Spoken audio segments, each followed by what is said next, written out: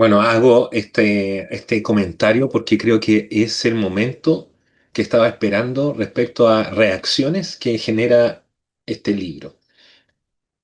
Puede sonar reiterativo, pero en verdad es que ahora es el momento, no solamente como las reacciones como de sentirse ofendido, de gente parte del mundo evangélico o otros que le bajaron el perfil, sino que yo quiero que al menos los que le llamen la atención a este fenómeno, como que vean cómo empieza por un fenómeno, o sea, por una información que aparece en el ámbito público, como es este libro, con una investigación periodística, cómo empiezan a saltar los prejuicios que hay o la idea que hay y la reacción, incluso también hasta política que hay a la aparición, comillas, como de los evangélicos en la vida, no solamente en la vida pública, sino en la parte más sacra de la vida pública, que es la política y el gobierno. Entonces, voy a centrar mis reacciones, por lo tanto, a las reacciones de personas que vienen de fuera del mundo evangélico a la información del libro y obviamente también que hay unas simpatías respecto a como ciertos puntos reiterativos de ideas que genera la autora en el libro. Entonces me voy a centrar y no podría por tiempo reaccionar a todas las entrevistas que ha dado la autora, sino quiero centrarme en las preguntas, obviamente sesgadas, que vienen de los entrevistadores y lo que me llama la atención es que vienen de generaciones diferentes. Hay uno que es un adulto ya, pasó de ser adulto joven, pero es más o menos como de nuestra generación, millennial, qué sé yo, y el otro que es una persona intelectual importante desde antes incluso de la dictadura. Entonces, vamos a revisar algunas como frases a las cuales voy a reaccionar. Y leí un capítulo que quedé alucinado, que es sobre cómo las iglesias evangélicas trabajan los medios de comunicación. Es súper fuerte porque se han ido apoderando de un montón de espacio radioeléctrico. Esto no está regulado. La Subtel no lo tiene dentro de su marco y genera de que cuando tú prendas un aparato de FM o una radio en AM está poblado, se genera todo esto, pero además tiene una estructura para poder financiarse y trabajar que está llegando a la televisión abierta. ¿Cómo funcionan las iglesias? ¿Nos podría contar esa adelante? Sí, ese, Es interesante porque está como sorpresa, por así decirlo. Eh, a ver, te cuento, la forma en que el mundo evangélico está llegando a los medios de comunicación es por los medios en que cualquier ciudadano de este país, el orden económico y legislativo puede llegar, que es pagando. Así como él mismo está en ese espacio, como en otros, es porque existen auspiciadores. Pueden venir del mundo privado, pueden ser ciudadanos que reúnen su dinero.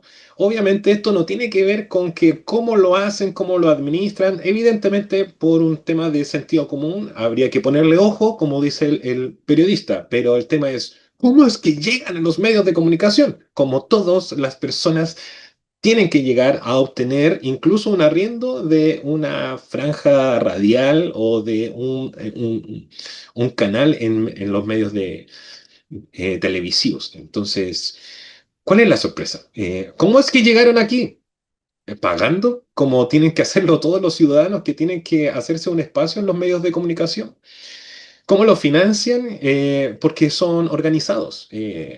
Más allá del juicio que uno pueda tener de que cómo se financian y cómo obtienen o persuaden a las personas para que puedan financiar esto, ese es otro tema, evidentemente, y no estamos haciendo como una omisión a ese aspecto de como problema o situación, sino que es simplemente porque son personas que generan algo que va a estar muy, muy ausente, obviamente, en estos, bueno, no es obvio y es lo que quiero apuntar, un término que está muy ausente en estas entrevistas, que es porque generan comunidad y al generar comunidad generan también un apoyo mutuo, no solamente en lo financiero, sino también en otros aspectos. Entonces, ¿cómo es que llegaron a los medios de comunicación?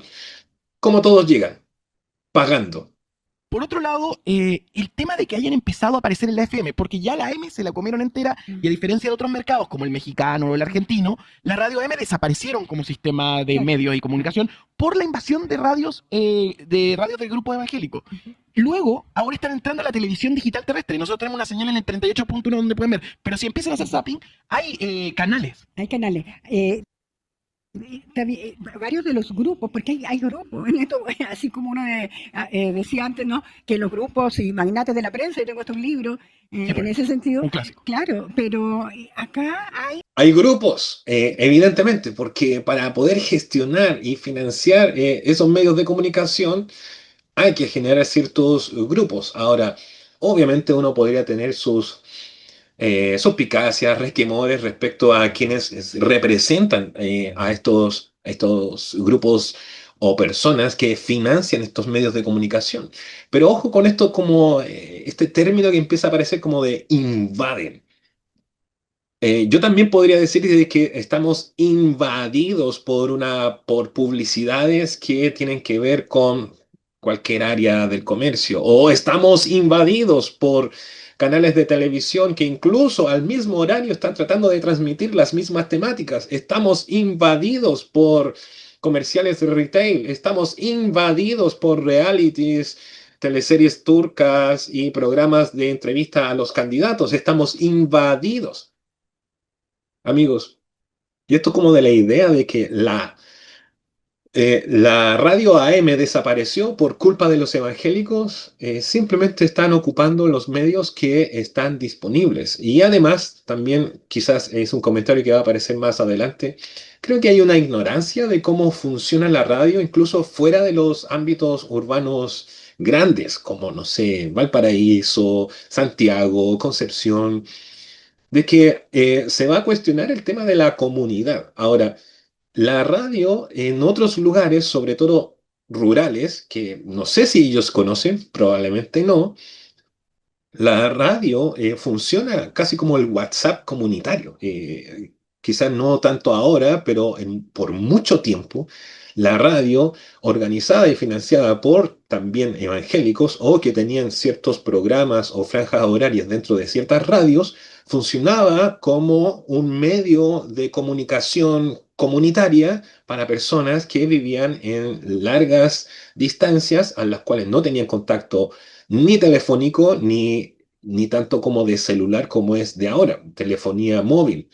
Entonces, la radio AM por mucho tiempo también sirvió como un medio de comunicación comunitaria, porque entre medio de los programas religiosos y de noticias y de comerciales, para poder sostener esas señales, también se emitían comunicados de un vecino a otro porque habían distancias kilométricas entre ellos. Entonces, también hay un poco como de ignorancia respecto a cómo y yo creo que vamos a tener que hacer el ojo y punto en eso, como en ciertos ámbitos populares de base que ellos ignoran totalmente, efectivamente la radio AM fue cumpliendo, y como otros medios, un medio importante de comunicación y de comunidad. Los hace tomar como bandera. Tanto así que este partido, que es el que se logró juntar firmas en todo el país, el Partido Social Cristiano, lo plantean derechamente como planteamiento básico. ¿Ah? O sea, es su organización política. El Partido Social Cristiano es una organización política. Ese parte en Concepción con el que fue. Sí, Copano, te aviso. Existe un partido y de hecho ha sido bastante interesante cómo se ha desarrollado, porque en verdad también del nombre a lo que ellos profesan hay una enorme distancia y probablemente no haya ninguna conexión entre el nombre del partido con lo que ellos profesan. Pero existe y ha existido con diferentes nombres y liderazgos hacia atrás. Entonces, sí, te advierto, no solamente que están organizados, también son partido y tenían una candidatura presidencial hasta hace un par de semanas. Entonces, sí, bienvenido a la realidad, señor periodista. Profe, usted también ha investigado el mundo Opus Dei y me gustaría saber cuáles son las diferencias entre estos dos mundos. Ay, son Bueno, bien distintos, porque hijita, en el Imperio del Opus Dei, el Opus Dei es una. bueno, ahora que estamos hablando de automóviles, ¿me podría decir qué relación tiene con las verduras? Es como, igual extraño, bueno, es de notar el nivel de conocimiento que hay sobre esta población, que está significando casi un quinto de la población en cuanto a confesión o fe en la vida. el 18% de la población significa bastante para la población chilena, creo. Entonces, no, no son iguales. De hecho, es interesante la relación y aclaración muy amable y dulce que hace María Olivia para la jovencita, porque no, el Opus Dei es un movimiento dentro de una iglesia que tiene otra jerarquía y otra formación muy diferente a la evangélica y apunta a un nivel mucho más aristócrata y de élite en cuanto a su operación más efectiva. Y el mundo evangélico nace desde y se robustece desde otra parte de la demografía nacional. No tienen, no hay una relación, por así decirlo, directa. Como que han llegado a posiciones más, más influyentes, entonces como que se conocen sus Pero pasos. entonces, como la infiltración en el poder del mundo evangélico no sería tan Infiltración. grande como la que tiene hoy día el Opus Dei en Chile. Es que es muy diferente porque justamente ocurre eso que no, no se da, no han dado cuenta los medios de comunicación y la gente no lo percibe. Es que es el fenómeno, por un tema que en este país vivimos con un montón de sesgos de clase, que creemos que el poder Notorio. radica solamente en las élites. Claro, claro. El poder también radica en el pastor que está en tu barrio y te dice, este es el camino, o en el comediante que llena un Movistar Arena y es de origen venezolano. Así es. El poder es la concentración de la posibilidad de ejercer algo sin mayor consulta a otros. Y lo que entiendo es que, claro, el Opus Dei tiene poder y tiene atención por parte de la élite, mientras que el proceso subterráneo de la iglesia evangélica es Subterráneo. probablemente de infiltración a mediano o largo plazo más fuerte. Eso es que tú lo has dicho, a ver, me interpretas mucho en esa frase de lo subterráneo. Y fíjate que nosotros lo conversamos más de alguna vez con Aldo Perán, el editor Perdón, de Penguin. de Penguin Random, y con Melanie Hedge. Me acuerdo precisamente haber hablado esto, de esto que estaba, que no se veía, que estaba como por debajo. Y que O sea, ¿por debajo de qué? Me pregunto yo. Entonces, es interesante cómo se van poniendo estas palabras que tienen mucho peso. Primero, hablar de que nos infiltramos porque no teníamos una vía aprobada para entrar, entonces optamos por como por la puerta lateral y nos infiltramos ocupando el espacio que tenían y es de otros. Pero además de que nos infiltramos, esto es como una realidad subterránea. Porque claro, como no apuntamos a las élites, entonces estamos por debajo. Pero es interesante de que ocupen también la palabra subterráneo. O sea, no es de que estuviera como de base o en otro lugar. Esto está como debajo de la tierra. Pero en verdad no es subterráneo. Yo creo que para todas las personas que están familiarizadas o que son parte del mundo evangélico, entenderán de que la gran población evangélica viene de poblaciones, vienen como de estratos a los cuales ellos que están haciendo la entrevista evidentemente no pertenecen y que parece que todo esto es raro. Entonces, a ver, la periodista habla de que los medios de comunicación no le habían dado como una importancia. Pero eso no tiene que ver con el hecho de que la gente no lo ubique. No sé a qué gente se refiere, porque al menos los que vivimos acá en la comuna donde yo vivo, sabemos que cada 3 cuadras promedio, por así decirlo, a la redonda, hay una capilla o hay una iglesita, como ella habla, iglesita evangélica. Entonces, ¿a qué gente se refiere que ignoraba de la presencia o la existencia de los evangélicos? ¿Y era subterráneo? Estábamos como enterrados y de repente como que surgimos de la nada. Eh, Interesantes apelativos y que se ocupan para poder referirse a esto. Entonces también lo otro es como la infiltración.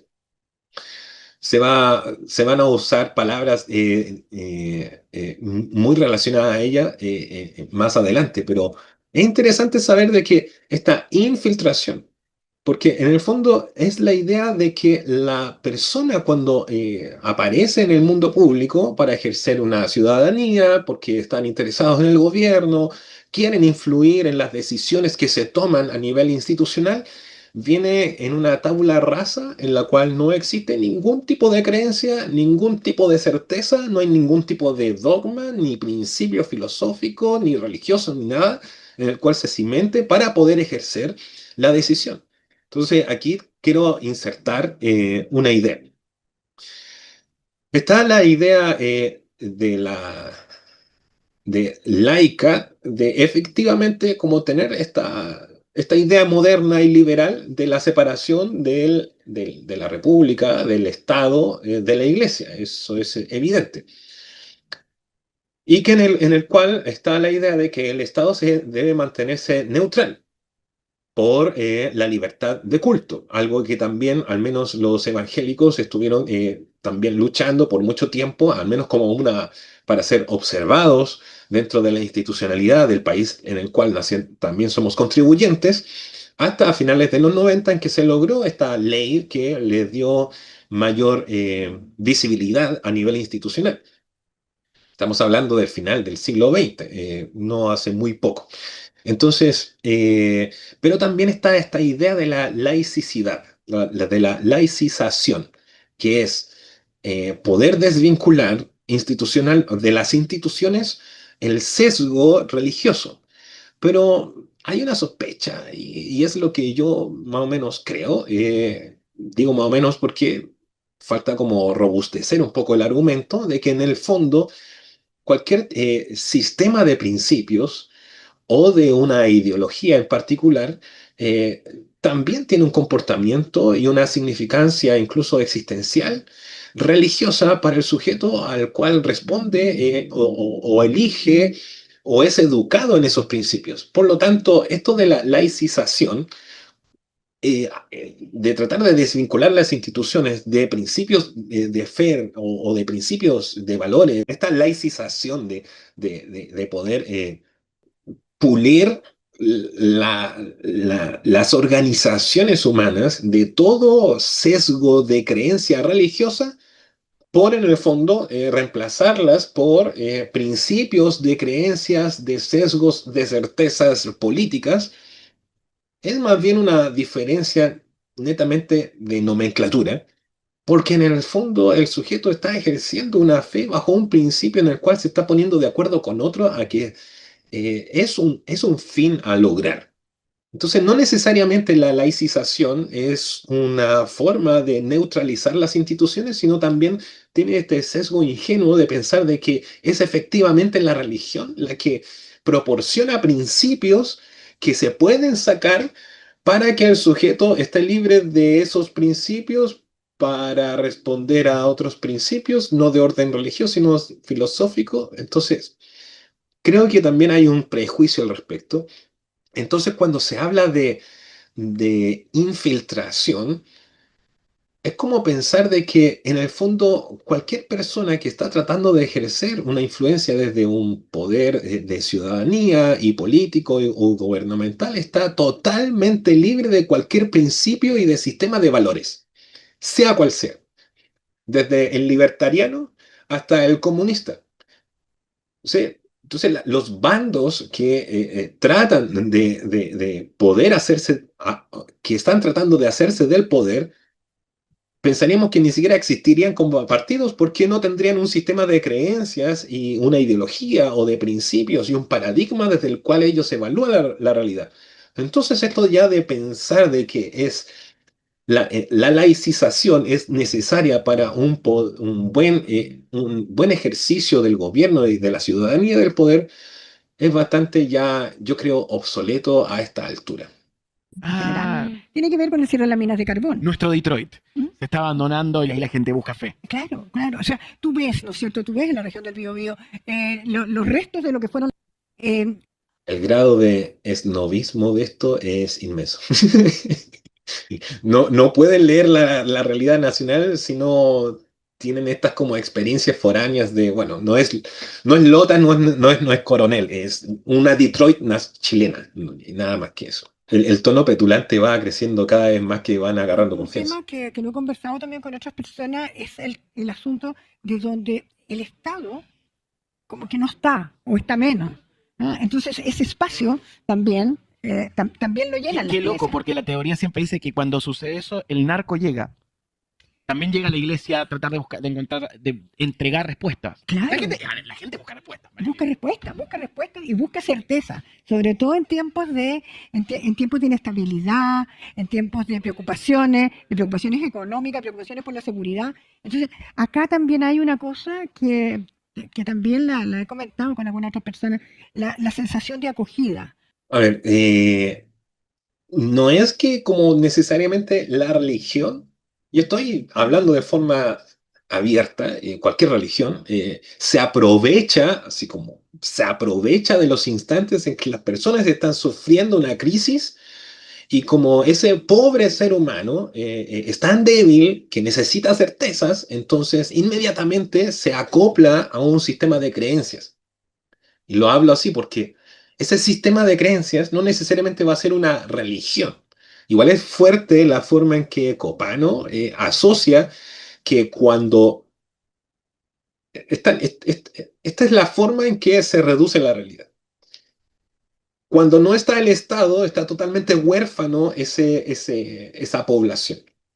Pero cuando no está el Estado o cualquier institución o incluso hasta una empresa, ya me da lo mismo si esto tiene que ver con público o privado. Pero es la forma en que si no existe un poder que va rigiendo el orden de la comunidad, que puede ser una empresa que tiene tomado el 80% de las plazas laborales de una región, o el Estado, algo que pasa en el sur. Si no está el Estado o esta presencia institucional fuerte, del tipo que sea, pública o privada, inmediatamente son dos los que se pelean ese vacío existencial de las personas. Son los evangélicos o es el narco. Y equiparar la llegada del lugar a evangélicos o narcos es un poquito fuerte. Pero también, ojo, de que esto es como de el abandono de. Entonces, porque hay alguien que tiene que estar fiscalizando. Ahora, no digo que eso no se deba hacer, al menos a un nivel de la probidad, pero sí es interesante de cómo es, como que casi como que se siente que la existencia o este accidente que tengamos que vernoslas con esta población evangélica es un descuido del Estado. En el fondo, sea, yo no sé cómo es que se levanta esta cantidad, o sea, creo saber cómo, pero es impresionante cómo ante la aparición de una población que está ejerciendo una influencia relevante en el ámbito de lo público y en el ámbito de la política, comienza a generar esta como molestia. En el fondo no es una inquietud de una pregunta de saber cómo entender esta población, por qué está buscando esta identidad, sino por qué están acá, con una molestia de nos sentimos invadidos y no deberían estar aquí. Pasan mucho más rato y a la vez una preocupación mucho más cercana con la otra persona. Un libro maravilloso para poder entender. Claro, aquí lo interesante es que, claro, obviamente, como pasa entre un individuo que busca a otro, van generando comunidad. Entonces, cuando yo siento un vacío de algo, una crisis de algo, sea familiar, de salud o social, porque la sociedad está en crisis, entonces me siento vulnerable, necesito hacer grupo con alguien. Eso es parte de nuestra identidad humana. Entonces, sea de que sean los evangélicos o sea porque viene un partido político a prometerme cosas, yo evidentemente necesito ese acercamiento a otro ser humano que pueda estar de acuerdo en aquello que nosotros tenemos como necesidad. Entonces, si lo planteamos de esa forma, da lo mismo si es católico, si es evangélico, si es ateo, si es liberal, si es comunista, socialista, si es libertario, si es pro Estado chico, pro Estado grande. El tema es, yo necesito identificarme con algo.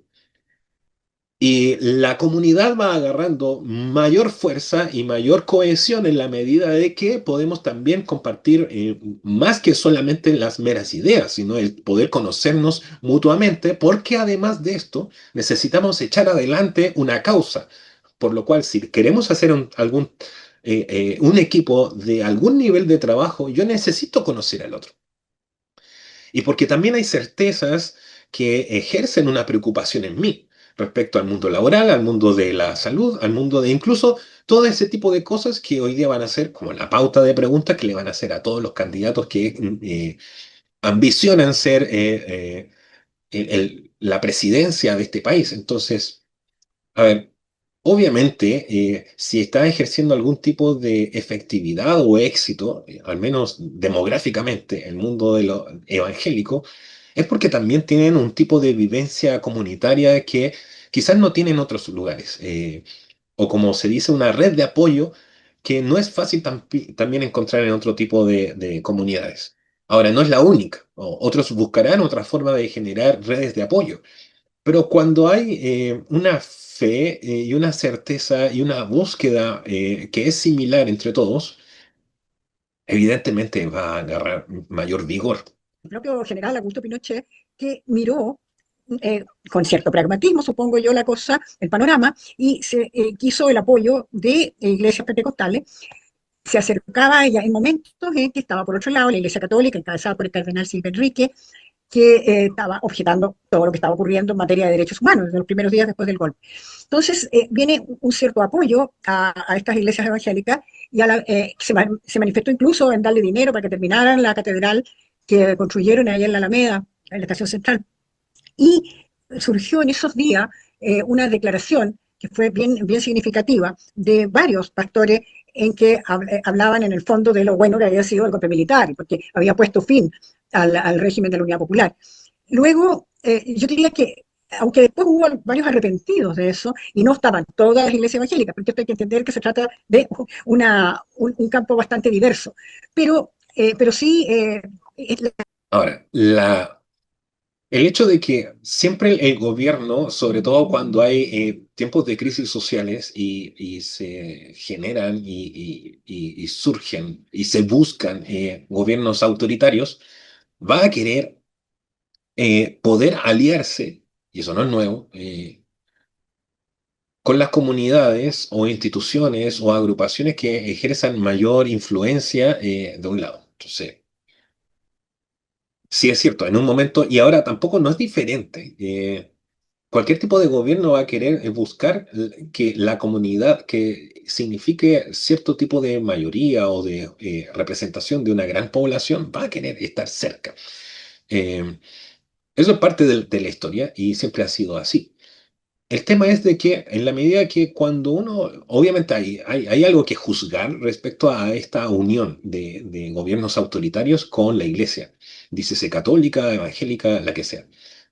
Pero yo pongo este trozo de la entrevista porque hay algo que se va a empezar a mostrar y hasta que se haga ya abiertamente evidente. El tema no es la unión de gobierno o movimientos políticos mayoritarios con una iglesia, sino que el problema es que es la iglesia evangélica y no otra. En la investigación, ¿qué le ofrece a, bueno, a la gente? Más allá del mensaje solo la salvación.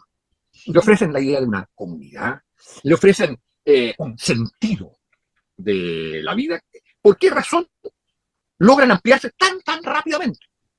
justamente Bueno, señor Carretón, logran eso porque tocan efectivamente una de las necesidades que tiene cualquier ser humano, certezas.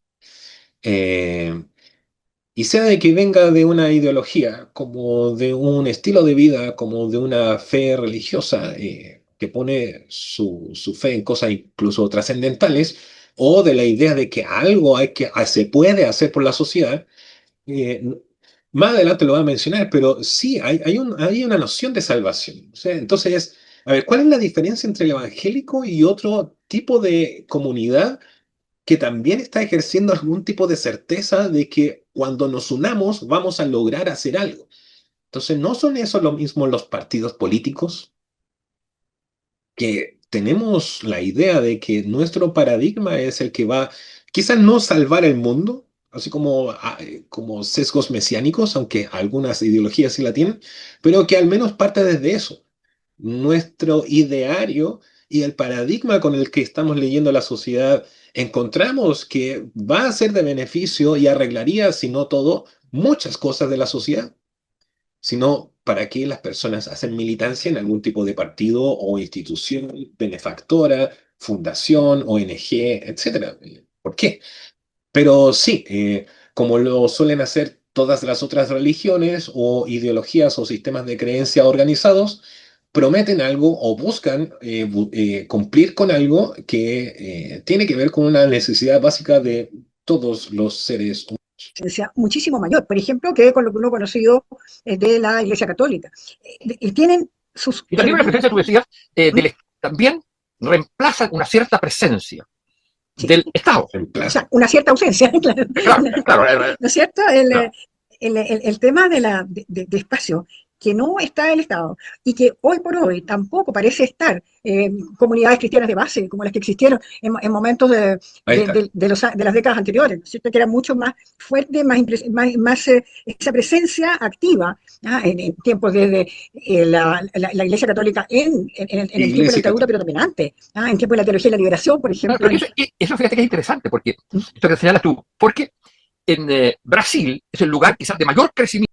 Es interesante, porque si antes hablamos de infiltración, ahora los evangélicos lo que hacen es reemplazar, porque como no está el Estado o otra entidad mayor, y allá a lo que también quería apuntar, cómo surgen también los prejuicios, al menos de una generación que vivió otros procesos sociales anteriores a Chile, al que actualmente estamos viviendo, el tema de que cómo es que aparecen y acaparan espacios, se infiltran o reemplazan donde otros eran las comunidades de base. Pero lo interesante es de que se piensa de que la comunidad de base era una y esta vino a ocupar el espacio de la otra, que era de la otra. ¿Cuál otra? La Iglesia Católica. Pero lo interesante de que, al menos quizás por un sesgo de clase, no se ve que desde hace bastantes décadas, de hecho lo menciona Garretón al principio, haciendo alusión a bibliografía clásica de esta temática en Chile, las comunidades de base no eran específicamente católicas, aunque sí efectivamente tenían bastante presencia, pero no era la única. Entonces, las presencias y comunidades de base no eran únicamente monopolio de la Iglesia Católica. Y no es de que necesariamente tenga algo en contra de la Iglesia Católica, pero se empieza a notar el sesgo de decir, en el fondo es, ¿qué hacen estos evangélicos acá? Y mi respuesta es que ¿cómo no lo notaste antes? Sí, han estado. Y quizás si no lo vemos tanto así como del año 60 o 50, bueno, le anuncio que desde el año 70, 80 y 90, las comunidades de base que fueron tomando espacio en la medida que apelaban a lo mismo que la otra comunidad de base también hacía, que era responder a necesidades de las personas y por sí solas fueron generando comunidades y una cultura que estuvo ahí, como se decía en la otra entrevista, invisibilizada para los medios y que ahora cuando tienen la inquietud, como todo ciudadano, de querer organizarse para ejercer una influencia al menos mínima de la que cualquier ciudadano, con fe o sin una fe religiosa, puede llegar a tener en este país, están haciendo uso de lo que cualquier persona podría hacer. Entonces, esas comunidades de base sí también son evangélicas. Yo creo que a estas personas le hace falta un paseo por ciertas villas y poblaciones y comunas que ellos nunca antes han pisado. ¿Sí? Ahora, ¿qué explica? Por un lado, por qué deciden entrar en política con redes que tú relatas minuciosamente, digamos, entre movimientos estudiantiles, partidos políticos, alcaldes, diputados y diputadas, en fin. Hay toda una intervención en política más cercana al hecho de, digamos, querer aprovechar de la política, más bien querer influir la política. Es decir, en ese sentido, evangelizar desde esa perspectiva a la política. La política en sí misma no está bien. Es la presencia de ellos la que de alguna manera la salva, la transforma. ¿Qué explica por A ver, ¿cómo se supone que un partido político o alguien que milita en un partido hace carrera para poder lograr, al menos en un sentido benévolo de ver esto, demostrar los méritos del liderazgo. Entonces no es como un plan minucioso. El plan minucioso de poder arremeter y generar una influencia en lo político está presente en casi todos los partidos políticos que incluso tienen inscripción y son parte de alguna coalición, ¿no? O son oposición o gobierno en este momento. Entonces, esa como, siento que es un poco deshonesto presentar como la carrera política de una facción religiosa eh, como si tuvieran como un plan conspiranoico de toma de poder, cuando en el fondo el funcionamiento que están teniendo, quizás incipiente, torpe, quizás, o regular dentro de ciertos partidos políticos, incluso más tradicionales, pensando en los últimos 20 o 30 años de Chile, es el mismo de todos. Muchos, incluso los que nos están presidiendo en este momento, el gobierno oficial, partió de organizaciones estudiantiles. Entonces, ¿cuál es lo raro de esto? ¿O es que los evangélicos no tienen derecho a también generar liderazgos estudiantiles, poder, por lo tanto, generar nombres con los cuales poder postularse a los gobiernos locales como concejales, consejos municipales, alcaldías? ¿Por qué no podrían tener también entonces la ambición de escalar un poco más allá de sus búsquedas de aporte a la sociedad? Tanto que si uno esté de acuerdo o no, por medio de el Parlamento o incluso la presidencia. ¿Cuál es lo extraño? ¿Por qué esta reacción? Como diciendo, ¿qué hacen estos acá? ¿Por qué están y por qué tienen esta idea de que, claro, ellos van a evangelizar la política y el parlamento? A ver, si nosotros tomamos el ámbito de lo religioso y lo llevamos al ámbito de lo ideológico, todo sistema de paradigma, ideología, de alguna forma, por así decirlo, desde una mirada secular, entre comillas, va a querer tratar de evangelizar, o sea, contar la buena noticia, en el origen de la palabra evangelio, la buena noticia de que ellos tienen la solución para poder mejorar el estado de vida de una nación. Entonces, evidentemente, la nomenclatura que tiene un sesgo religioso va a generar como esta idea de que hay una influencia deshonesta en el ámbito de lo secular. Pero también lo secular es bastante hipócrita al pensar de que al-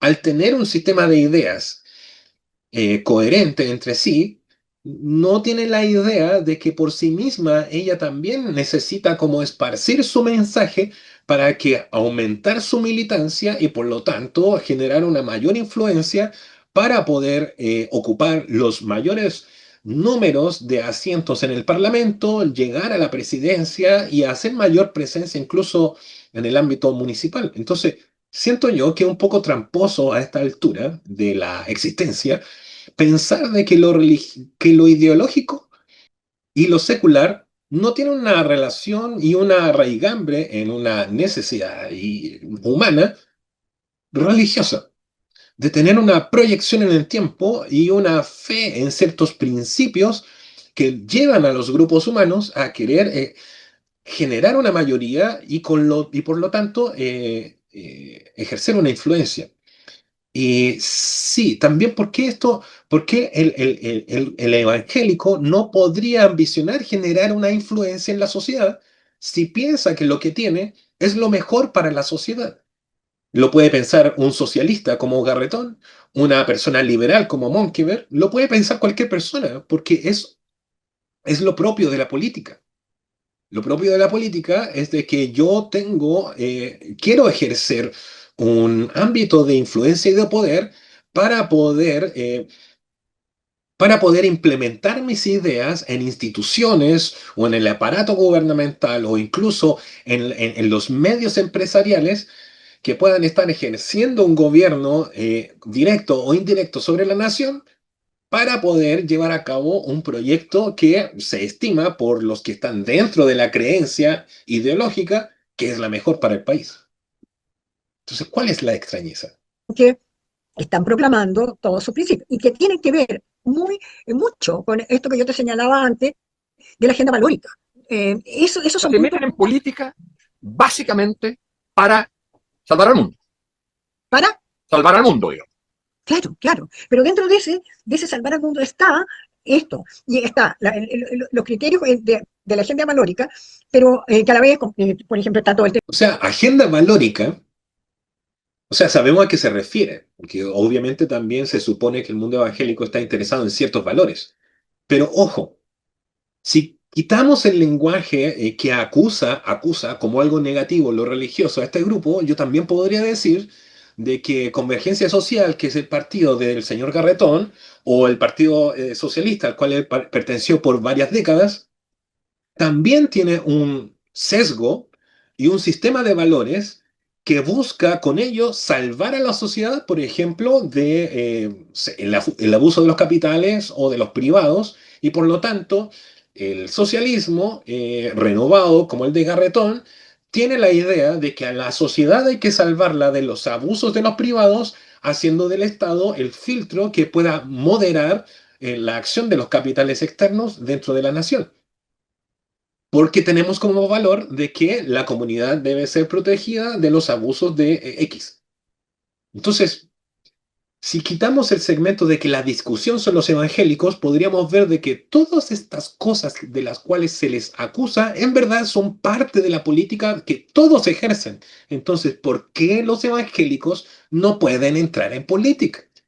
¿Cómo ves tú eh, el futuro o la perspectiva? ¿Va a seguir habiendo un crecimiento y teniendo una importancia creciente como lo ha tenido en Brasil?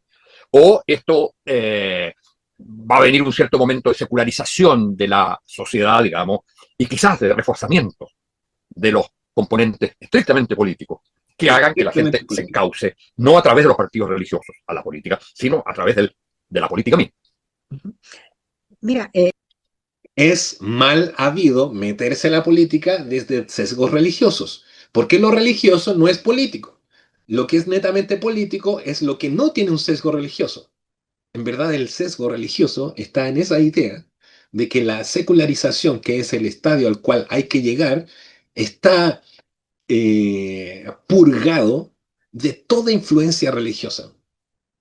Porque también se entiende de que se supone, y puede ser, eso no lo niego que pase, que se supone que todo esto está gobernado por líderes, slash pastores, que son los que dictan lo que otro tiene que creer, por quién votar y por cuál valor luchar. Pero no podríamos pensar que dentro, y que aquí no se discute nada, pero no podríamos pensar que dentro de los mismos conglomerados, sobre todo los más extremos, las decisiones de partido y dentro de las coaliciones se dictan según incluso la conveniencia de lo que los líderes puedan estar viendo del momento y no necesariamente por temas valóricos. Pero es interesante, y vuelvo y con esto termino, ¿cómo se supone que lo político está mal habido cuando viene desde una raigambre religiosa? O sea, usted tiene que limpiarse, estoy siendo sarcástico, usted tiene que limpiarse de todas sus convicciones religiosas para recién ahí comenzar a hacer política. Qué extraño, porque yo también podría pensar de que ciertas utopías también funcionan bastante bien como religiones. ¿Y por qué si no funcionan como religión, tienen que hacer juramentos, tienen que alinearse al programa de un partido, tienen que seguir ciertos libros, quizás no sagrados, pero sí importantísimos para poder manejar las bases de la ideología a la cual me estoy alineando al hacerme militante de un partido político? Yo creo que el problema es el prejuicio y el desprecio que existe hacia la población evangélica. En el fondo es eso. Entonces se van a mover dentro de nomenclaturas, conceptos que bien pueden usarse en contra de ellos mismos. Ojo con ese prejuicio. Pero quiero decir, y esto lo conocen mucho más otras personas que yo, pero soy cercano a ello, la población evangélica está acostumbrada al ninguneo. Y de hecho, cuando nos llaman canutos, con mucho orgullo podemos recordar a aquella persona de la cual viene esa palabra y ese apelativo, que en algún momento también era un insulto. Entonces, cuando recordamos que la población canuta ha vivido bastantes humillaciones, ninguneos, y ha generado un trabajo desde lo subterráneo, si está haciendo presencia dentro de lo social, no es por nada. Y muchas veces en la población de personas que son anónimas y que no tienen incluso ni siquiera el título de alguna autoridad eclesiástica, personas y familias modestas que no necesariamente tienen un pastor dentro de su techo, pero que sí creen no solamente en una religión de algo trascendental, ultra más allá de esta vida, pero que también guardan valores que sí creen, porque lo viven, que son los que podrían beneficiar al resto de la sociedad. Esas personas tienen todo el mérito de ser ciudadanos de este país, porque no solamente son unos simples y despreciables evangélicos, son también personas de trabajo, son personas que también se esfuerzan, son personas que también pagan sus impuestos como todos los demás ciudadanos, y ellos también tienen RUT, ellos están también, son parte de la nómina eh, del registro civil, y por lo tanto también pueden tener una inscripción en el CERVEL para poder ejercer su ciudadanía haciendo un voto, convencidos por las ideas o prejuicios que puedan tener respecto a cualquier candidato. Entonces sí, los evangélicos pueden ser ciudadanos chilenos que puedan ejercer su voto libremente y pueden, por lo tanto, también organizarse para generar algún tipo de influencia en la sociedad desde el bando político que ellos prefieran. No por estos ninguneos anacrónicos, el mundo evangélico va a dejar de ser una influencia importante en esta nación.